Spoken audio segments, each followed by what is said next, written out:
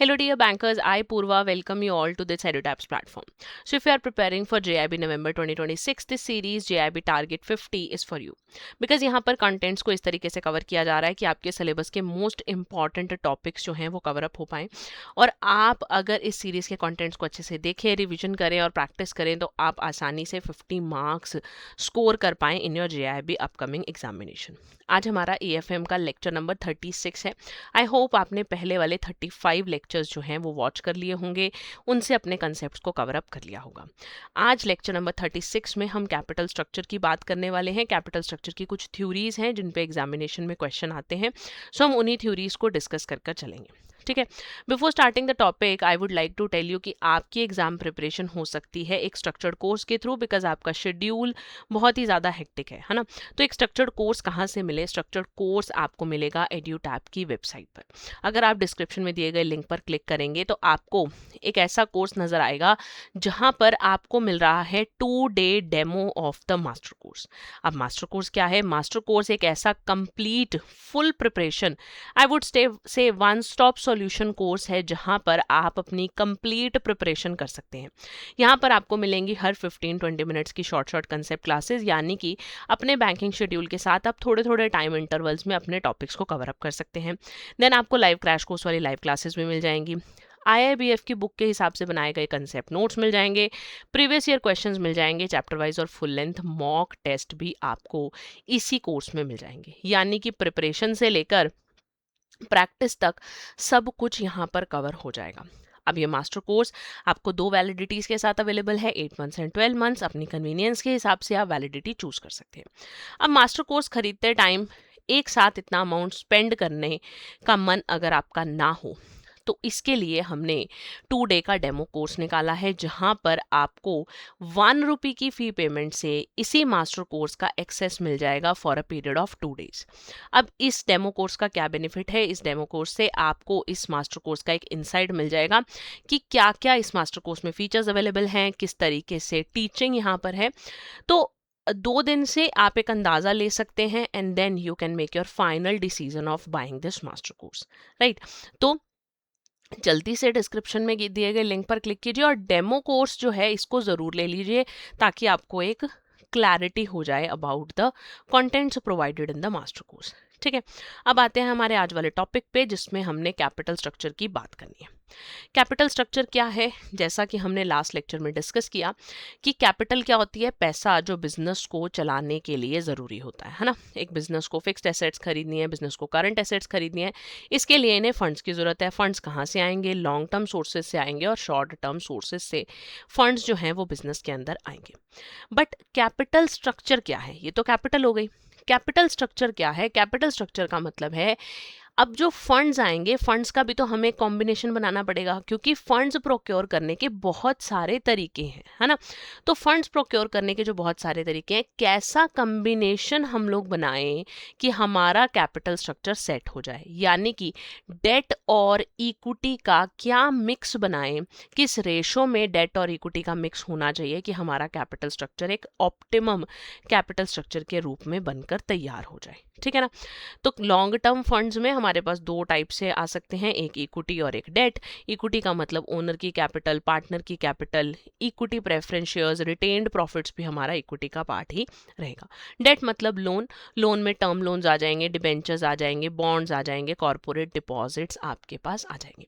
Company बहुत तरीके से कैपिटल को रेज कर सकती है, मनी को प्रोक्योर कर सकती है, बट कैपिटल स्ट्रक्चर में हम 2 मेजर सोर्सेस की बात करते हैं, इक्विटी और डेट, कि क्या इनका प्रोपोर्शन होना चाहिए. कौन से फैक्टर्स हैं जो एक बिजनेस के कैपिटल स्ट्रक्चर को अफेक्ट करते हैं? तो सबसे पहला, prevailing norms in the financial system. Financial system में क्या रूल्स, नॉर्म्स चल रहे हैं रिगार्डिंग द कैपिटल स्ट्रक्चर? क्या एडिक्वेट प्रोपोर्शन चल रहा है ऑफ इक्विटी एंड डेट? उसी को एक बेस बनाकर हम लोग अपना प्रोपोर्शन सेट करते हैं ऑफ इक्विटी एंड डेट. ठीक है ना. बिजनेस अपना कंट्रोल लूज करना चाहता है या नहीं चाहता है, उसके ऊपर डिपेंड करता है आपका कैपिटल स्ट्रक्चर. कंट्रोल लूज करने का मतलब क्या है कि देखिए, जब बिजनेस कोई भी बिजनेस है, अगर वो इक्विटी शेयर्स इशू करता है तो यानी कि उसके नंबर ऑफ शेयर होल्डर्स जो हैं वो बढ़ जाते हैं. ठीक है। नंबर ऑफ शेयर होल्डर्स बढ़ने का मतलब क्या है कि ज़्यादा लोगों के पास जो है वो अब कंपनी का कंट्रोल हो गया है, या फिर आप ये कह सकते हैं ज़्यादा लोगों के पास कंपनी की ओनरशिप हो गई है। तो अगर एक बिजनेस जो है वो अपना कंट्रोल लूज करने में, या फिर अपना जो कंट्रोल है उसे डिवाइड करने में ओके है, तो वो इक्विटी शेयर्स को इशू करेगा। ठीक है ना, if they are okay with the loosening of the control. अगर वो अपना कंट्रोल अपने फ्यू हैंड्स में ही रखना चाहता है, तो फिर बिजनेस क्या इशू करेगा, फिर बिजनेस डेट इशू करेगा, बिकॉज कंपनी अपना कंट्रोल जो है वो और लोगों के साथ नहीं बांटना चाहती। जो एग्जिस्टिंग शेयर होल्डर्स हैं उन्हीं तक कंट्रोल जो है वो रखना चाहती है। तो इसलिए डिग्री ऑफ कंट्रोल जो है वो एक काफ़ी इंपॉर्टेंट फैक्टर रहेगा while planning for the capital structure. Then comes trading on equity. Trading on equity का मतलब क्या है, देखिए, जब एक बिजनेस डेट को इशू करता है तो उससे क्या होता है, डेट के ऊपर बिजनेस को क्या देना पड़ता है, डेट के ऊपर बिजनेस को इंटरेस्ट देना पड़ता है। अब बिजनेस को डेट के ऊपर इंटरेस्ट देना पड़ता है, ये इंटरेस्ट हम कहाँ लिखते हैं, ये इस इंटरेस्ट को हम प्रॉफिट एंड लॉस अकाउंट में लिखते हैं। प्रॉफिट एंड लॉस अकाउंट में लिखने का मतलब क्या है कि इसकी वजह से मेरे जो प्रॉफिट्स हैं वो रिड्यूस हो जाते हैं। ठीक है ना, are you able to follow what I am trying to say? ध्यान से देखिए मैंने क्या लिखा है। मैंने लिखा है कि अगर एक कंपनी डेट इशू करती है, उस पे उसको इंटरेस्ट देना पड़ता है। इंटरेस्ट कहाँ लिखा जाता है, interest profit and loss account में लिखा जाता है। और इंटरेस्ट देने की वजह से आपके जो प्रॉफिट्स हैं वो क्या होते हैं, रिड्यूस होते हैं। प्रॉफिट्स रिड्यूस होते हैं तो आपकी टैक्स लायबिलिटी भी क्या हो जाती है, रिड्यूस हो जाती है। जिसका बेनिफिट किसको मिलता है, इसका बेनिफिट मिलता है इक्विटी शेयर होल्डर्स को। इक्विटी शेयर होल्डर्स की जो पर यूनिट अर्निंग्स हैं, या जो उनको ईपीएस मिलता है, वो इनका बढ़ जाता है अगर एक कंपनी डेट को इशू करती है तो। ठीक है, लेकिन इसका मतलब ये नहीं है कि हर 100% डेट इशू कर दो। डेट का एक प्रोपोर्शन जो है वो इक्विटी शेयर होल्डर्स को बेनिफिट देकर जाता है। पर यूनिट जो ईपीएस है बिजनेस का, वो ईपीएस इंप्रूव होता है। So that is the benefit of trading on equity. तो अगर एक बिजनेस इक्विटी शेयर होल्डर्स की अर्निंग्स को बढ़ाना चाहता है, उसके लिए भी वो डेट इशू करता है, ताकि उसके जो प्रॉफिट्स हैं वो उसके प्रॉफिट्स, मतलब उनका जो टैक्स है, टैक्स लायबिलिटी उनके प्रॉफिट्स के ऊपर कम बने, और पर यूनिट पर शेयर जो है अर्निंग्स जो है वो इंक्रीज हो जाए। Clear? Then comes the cost of debt. कि कॉस्ट ऑफ डेट क्या है, मतलब कि डेट आपको किस रेट ऑफ इंटरेस्ट पर मिल रहा है। अगर कॉस्ट ऑफ डेट हाई है तो आप क्या इशू करोगे, आप इक्विटी इशू करोगे, क्योंकि वो आपको सस्ती पड़ रही है। और अगर आपका कॉस्ट ऑफ डेट लो है तो आप फिर क्या इशू करोगे, फिर तो आप ऑब्वियसली डेट इशू करोगे, क्योंकि डेट इशू करना आपको कंपैरेटिवली सस्ता पड़ रहा है। ठीक है ना, बिजनेस का साइज कैसा है, बिजनेस के प्लान्स कैसे हैं फ्यूचर के अंदर। यूजुअली जो बिजनेसेस बड़े साइज के होते हैं वो इक्विटी इशू करने में कंफर्टेबल रहते हैं, बट अगर बिजनेस का प्लान फ्यूचर में ग्रोथ वगैरह का है तो वहाँ पर बिजनेस जो है वो एक ऑप्टिमम स्ट्रक्चर की तरफ चलता है कि कौन से सोर्स से पैसा उठाने पर उसे नुकसान नहीं होगा। ठीक है, आगे बात करते हैं कैपिटल स्ट्रक्चर की थ्योरीज की। 3 थ्योरीज हैं मेरे पास, net income approach, net operating income approach और ट्रेडिशनल अप्रोच। बहुत ही सिंपल हैं, ध्यान से पढ़ेंगे आसानी से समझ में आ जाएंगी। तो ये जो तीनों अप्रोचेस हैं, यहाँ पर हम लोग रिलेशनशिप डेवलप कर रहे हैं किसके किसके बीच में। Relationship between the financial leverage. Financial leverage का मतलब हम डेट की बात कर रहे हैं। ठीक है ना, उसके बाद relationship between the financial leverage, weighted average cost of capital, and जो मेरी फर्म की वैल्यू है। इन तीनों के बीच में हम हर थ्योरी में रिलेशनशिप डेवलप कर कर चलेंगे। तो देखते हैं कैसे। सबसे पहली अप्रोच है मेरी नेट इनकम अप्रोच, जो कि डेविड ड्यूरैंड ने दी। कब दी? डेविड ड्यूरैंड ने बोला कि कॉस्ट ऑफ डेट और इक्विटी बिल्कुल भी चेंज नहीं होंगे with the existing proportion of debt and equity. कि मतलब कि अगर एक बिजनेस के अंदर जो भी प्रोपोर्शन हो डेट का या इक्विटी का, उससे उसकी कॉस्ट के ऊपर कोई इम्पैक्ट नहीं आता।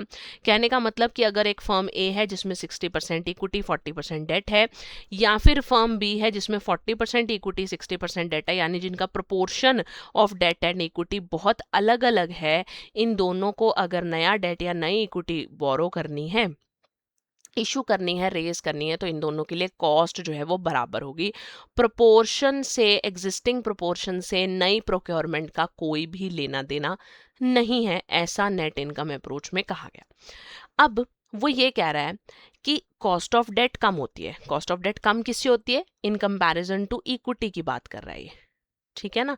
इन कंपैरिजन टू इक्विटी यहां बोल रहा है कि कॉस्ट ऑफ डेट कम है, तो ओवरऑल डब्ल्यूएसीसी को हम डिक्रीज कर सकते हैं अगर हम अपने कैपिटल स्ट्रक्चर में डेट का प्रोपोर्शन बढ़ा दें। क्या बोल रहा है? इफ वी इंक्रीज डेट, तो इसका इम्पैक्ट क्या होगा? इसका इम्पैक्ट होगा कि जो मेरा WACC है वो क्या हो जाएगा? वो डिक्रीज हो जाएगा। और WACC डिक्रीज होने का मतलब क्या है? मेरी जो वैल्यू ऑफ फर्म है वो क्या हो जाएगी? इंक्रीज हो जाएगी। बड़ी सिंपल सी बात इन्होंने कही कि फाइनेंशियल लेवरेज, डेट को बढ़ाने से WACC overall cost of capital कम हो जाएगी, क्योंकि कॉस्ट ऑफ डेट कम है ना। ओवरऑल कॉस्ट ऑफ कैपिटल आपको याद है ना, जो हमने लास्ट लेक्चर में कॉस्ट ऑफ कैपिटल, जब हमने ये किया था, लेक्चर किया था कॉस्ट ऑफ कैपिटल का, वहां पर हमने WACC की कैलकुलेशन सीखी थी।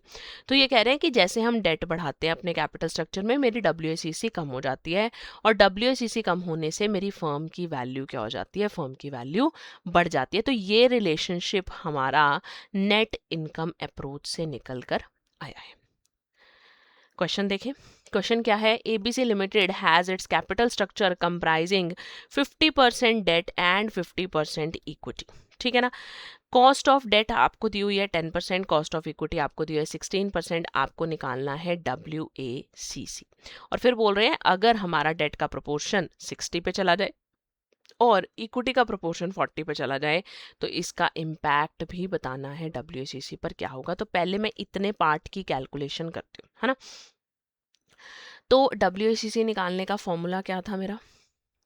Cost of debt into proportion of debt plus cost of equity into proportion of equity. Cost of debt कितनी है? कॉस्ट ऑफ डेट मेरे पास 0.10 है, प्रोपोर्शन ऑफ डेट क्या है? 0.50। कॉस्ट ऑफ इक्विटी मेरे पास 0.16 है, प्रोपोर्शन ऑफ डेट मेरे पास है 0.50। तो 0.10 इंटू 0.50 यानी 0.05 हो गया, और 0.16 इंटू 0.50 मेरे पास हो गया 0.08, यानी कि मेरे पास WACC कितनी आ गई है? मेरे पास WACC आ गई है 13% की, ठीक है। अब हम निकालते हैं ये वाली स्टेट की बात। लिखा है if the proportion of debt increases to 60 and equity increases to 40। अब मेरी नेट इनकम अप्रोच ने मुझे क्या सिखाया था? अभी नेट इनकम अप्रोच में मैंने ये सीखा था, उन्होंने ये बोला था कि अगर हम प्रोपोर्शन ऑफ डेट और इक्विटी को चेंज कर रहे हैं, है ना, तो उसकी वजह से मेरा जो ये है, मेरा कॉस्ट ऑफ इक्विटी और कॉस्ट ऑफ डेट है, उसके ऊपर कोई इम्पैक्ट नहीं आता, है ना। तो यानी कि मेरी कॉस्ट ऑफ इक्विटी जैसे पहले 16 थी वो 16 रहेगी, कॉस्ट ऑफ डेट जैसे पहले 10 थी वो 10 ही रहेगी। तो अब मुझे WACC निकालना है अंडर द न्यू कंडीशंस, जहाँ पर cost of debt into proportion of debt हो जाएगा plus cost of equity into proportion of equity हो जाएगा। तो कॉस्ट ऑफ डेट मेरी अगेन 0.10 है, प्रोपोर्शन ऑफ डेट मेरा हो गया अब 60, कॉस्ट ऑफ इक्विटी मेरी 0.16 है, प्रोपोर्शन ऑफ इक्विटी हो गया 0.40, तो ये हो जाएगा 0.06 और ये हो जाएगा 0.64, 0.064, यानी कि आप ये देख रहे हो कि मेरा WACC कितने परसेंट आए। अब मेरा WACC आया है 12%, पहले मेरा WACC आ रहा था 13%। तो अब क्या हमने यहाँ से देखा? मेरा WACC क्या कर रहा है? मेरा WACC डिक्रीज कर रहा है। तो NI अप्रोच को एक बार रिवाइज कर लो। क्या कहती थी नेट इनकम अप्रोच? कि proportion of debt and equity से मेरी cost of debt and equity पर कोई इम्पैक्ट नहीं आएगा, ठीक है ना। अगर मैं अपने प्रोपोर्शन में चेंज करती हूँ, change in proportion of debt and equity की वजह से मेरे कॉस्ट ऑफ डेट और इक्विटी पे कोई इम्पैक्ट नहीं आएगा। अगर मैं डेट को इंक्रीज करती हूँ तो उससे क्या होगा, डेट को इंक्रीज करने से मेरा WACC डिक्रीज हो जाएगा और मेरी वैल्यू ऑफ फर्म जो है वो क्या कर जाएगी, इंक्रीज कर जाएगी। सिर्फ इतनी सी बात हमने यहाँ पर की है कि अगर डेट बढ़ेगा तो WACC कम हो जाएगा, जो कि हमने देखा कि मेरा डेट 50 से 60 हुआ तो मेरा WACC 13 से 12.4 हो गया और मेरी वैल्यू ऑफ फर्म क्या हो जाएगी, वैल्यू ऑफ फर्म बढ़ जाएगी। क्लियर हो गया, आगे चलते हैं। नेट ऑपरेटिंग इनकम अप्रोच की बात करते हैं। ये अप्रोच भी मेरे को जो है डेविड ड्यूरैंड ने ही दी। इन्होंने एज्यूम किया कि कॉस्ट ऑफ इक्विटी जो है वो आपकी चेंज होगी। अभी हमने बोला था cost of equity cost of debt change नहीं होगा, लेकिन यहाँ बोला गया कि कॉस्ट ऑफ इक्विटी चेंज होगी डेट प्रोपोर्शन चेंज होने की वजह से। क्योंकि डेट प्रोपोर्शन जब बढ़ेगा उसकी वजह से क्या होगा, जैसे जैसे आपकी कैपिटल स्ट्रक्चर में डेट बढ़ जाएगा, आपके इक्विटी शेयर होल्डर्स जो हैं वो थोड़े से पोजेसिव हो जाएंगे। इक्विटी शेयर होल्डर्स जो हैं दे विल बिलीव कि बिजनेस अब और रिस्की हो गया है, और अगर रिस्क बिजनेस में बढ़ गया है तो कॉस्ट ऑफ इक्विटी बढ़ जाएगी, ठीक है ना। क्योंकि डेट बढ़ने से रिस्क बढ़ गया है बिजनेस में और रिस्क बढ़ने से कॉस्ट ऑफ इक्विटी जो है वो आपकी बढ़ जाएगी। तो यहाँ पर मेरा क्रक्स क्या निकला कि इंक्रीज इन डेट की वजह से जो मेरी कॉस्ट ऑफ इक्विटी है वो भी इंक्रीज होगी। डन, क्लियर हो गया। फिर इन्होंने बोला कि जो मेरा WACC है वो रहेगा कांस्टेंट। अब इंक्रीज इन डेट की वजह से कॉस्ट ऑफ इक्विटी बढ़ी, लेकिन WACC जो है वो क्या है, वो कांस्टेंट है, उसके ऊपर कोई फर्क नहीं पड़ रहा कैपिटल स्ट्रक्चर का। और जो वैल्यू ऑफ फर्म है वो इंडिपेंडेंट है, वैल्यू ऑफ फर्म का इनके साथ कोई रिलेशन नहीं है। This is independent. Okay, clarity बन गई कि कॉस्ट ऑफ, अगर मेरा प्रोपोर्शन ऑफ डेट बढ़ता है तो उससे मेरी कॉस्ट ऑफ इक्विटी बढ़ती है, लेकिन मेरा WACC क्या रहेगा, कांस्टेंट रहेगा। WACC के ऊपर कोई इम्पैक्ट नहीं आएगा, क्योंकि जितना डेट की का प्रोपोर्शन बढ़ा उतनी इक्विटी की कॉस्ट बढ़ गई, तो ओवरऑल मेरा WACC सेम रहेगा। लेकिन वैल्यू ऑफ फर्म की अगर मैं बात करूँ तो वैल्यू ऑफ फर्म मेरी क्या रहेगी, इंडिपेंडेंट। वैल्यू ऑफ फर्म के ऊपर इस सब का कोई भी इम्पैक्ट नहीं आएगा। तो इसका भी हम लोग जो है इसका कुछ क्वेश्चंस भी करते हैं अभी इससे रिलेटेड, और अभी एक और क्रक्स इसका समझ लेते हैं कि वैल्यू ऑफ फर्म जो है वो इंडिपेंडेंट क्यों है। क्योंकि वैल्यू ऑफ फर्म आपके ऑपरेटिंग प्रॉफिट पर डिपेंडेंट है, और ऑपरेटिंग प्रॉफिट जो है वो टोटल इंटरेस्ट कॉस्ट के ऊपर डिपेंड नहीं करता।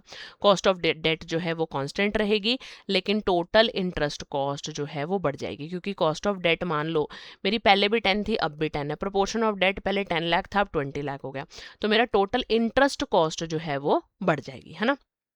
और उसी तरह से मेरा जो इक्विटी का प्रोपोर्शन कम हो रहा है तो वो चीज़ क्या हो जाएगी, मेरा WACC जो है ओवरऑल बैलेंस हो जाएगा। तो मेरी यहाँ पर अगर मुझे कॉस्ट ऑफ इक्विटी निकालनी है तो वो कैसे निकलेगी, WACC minus cost of debt into proportion of debt divide by proportion of equity. वही जो हमारा WACC वाला पहले फॉर्मूला है उसको तोड़ मरोड़ कर यहाँ पर लिखा गया है। तो क्वेश्चन देखते हैं। ABC लिमिटेड का कैपिटल स्ट्रक्चर आपको दिया हुआ है 50% डेट 50% इक्विटी के साथ, कॉस्ट ऑफ डेट 10 है, WACC 13 है।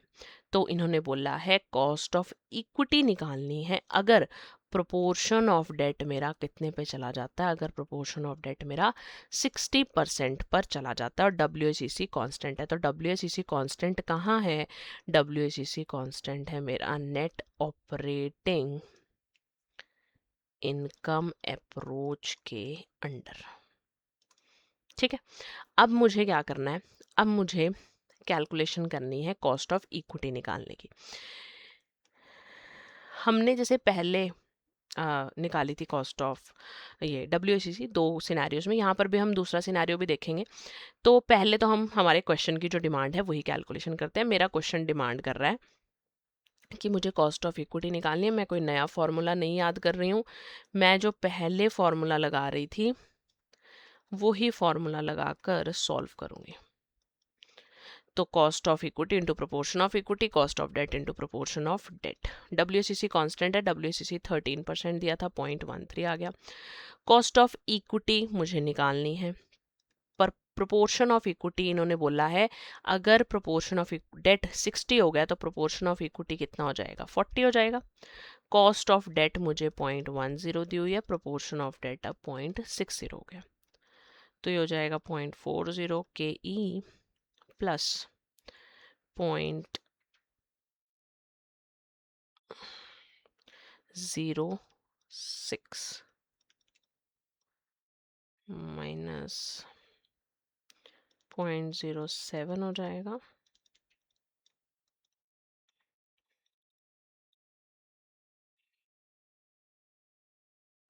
तो मेरी कॉस्ट ऑफ इक्विटी यहाँ पर कुछ 17.5% आ रही है।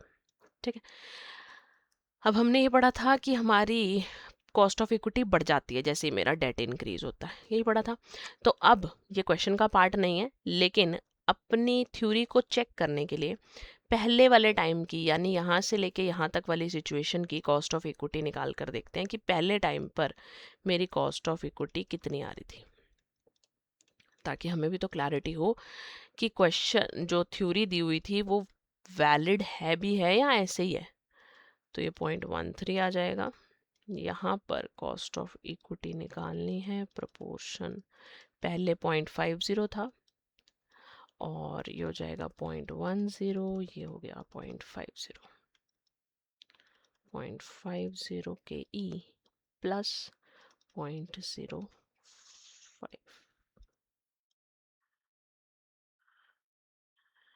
और ये हो जाएगा 0.08।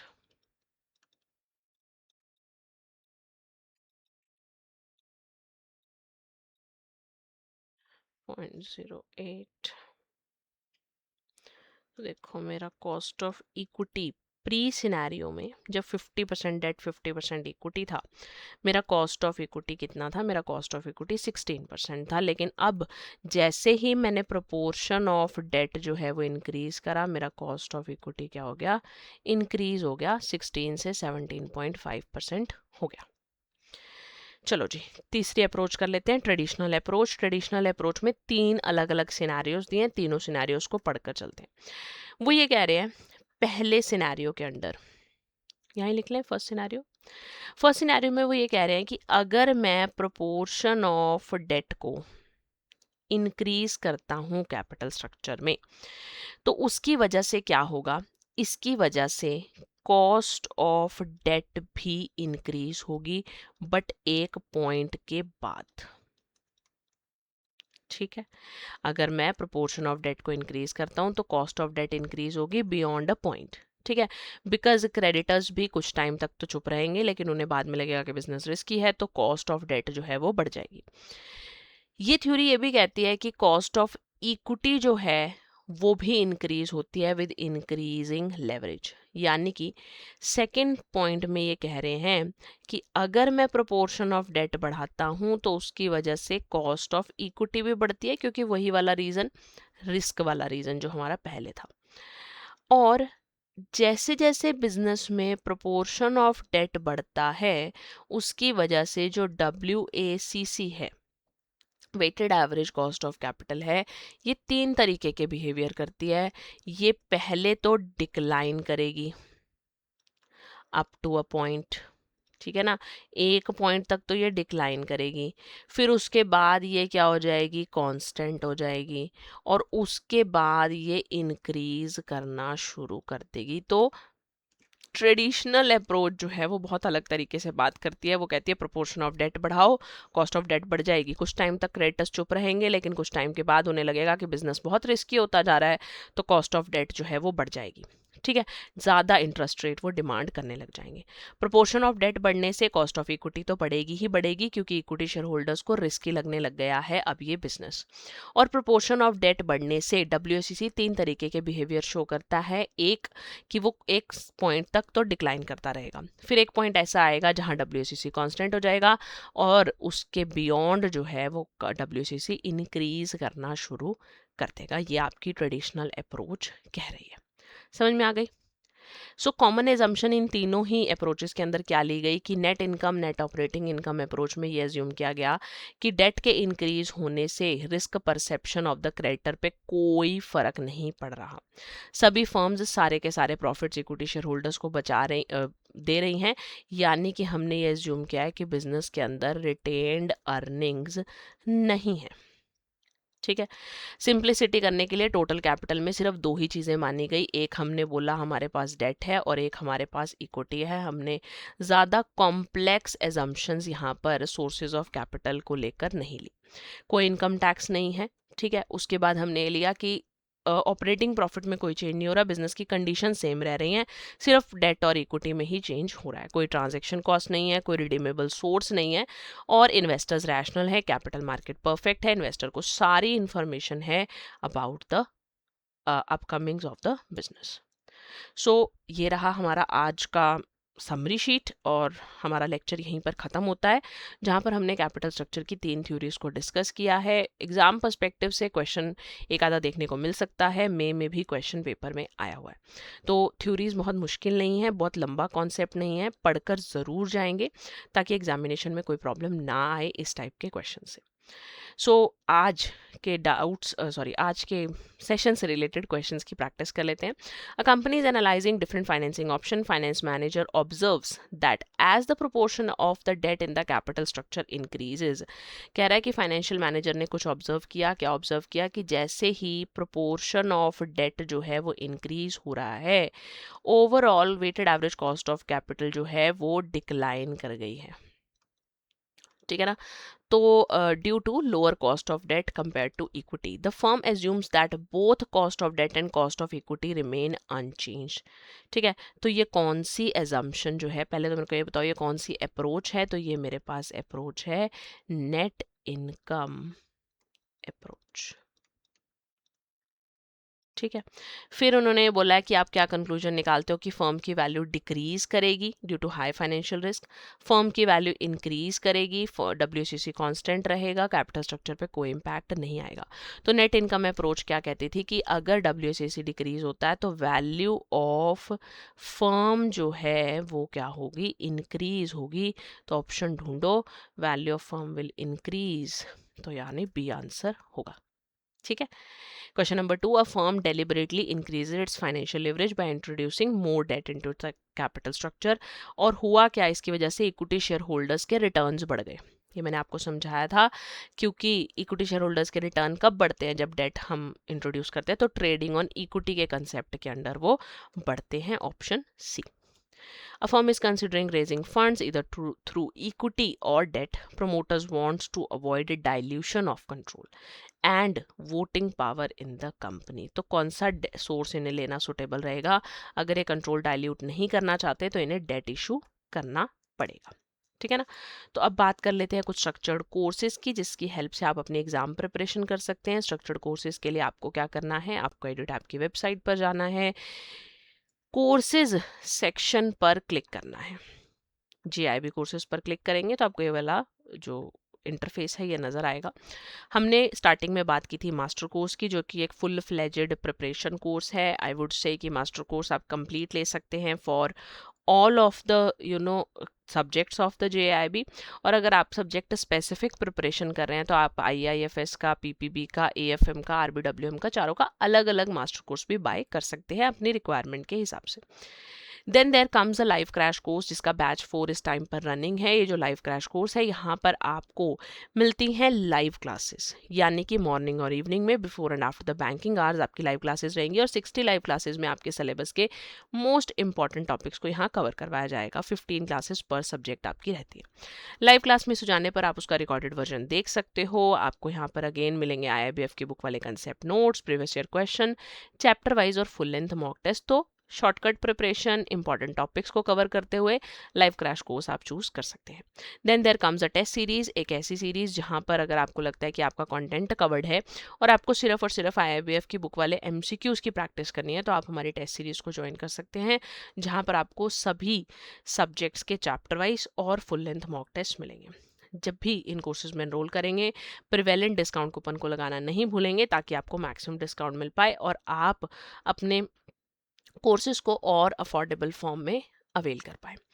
सो coming back to the session, आज के सेशन से रिलेटेड डाउट्स क्वेरीज आप कमेंट बॉक्स में लिखकर मुझसे पूछ सकते हैं। And for any other kinds of doubts and queries regarding JIB and CIB, you can call us on 8146207241 or email us on hello@edutab.co.in.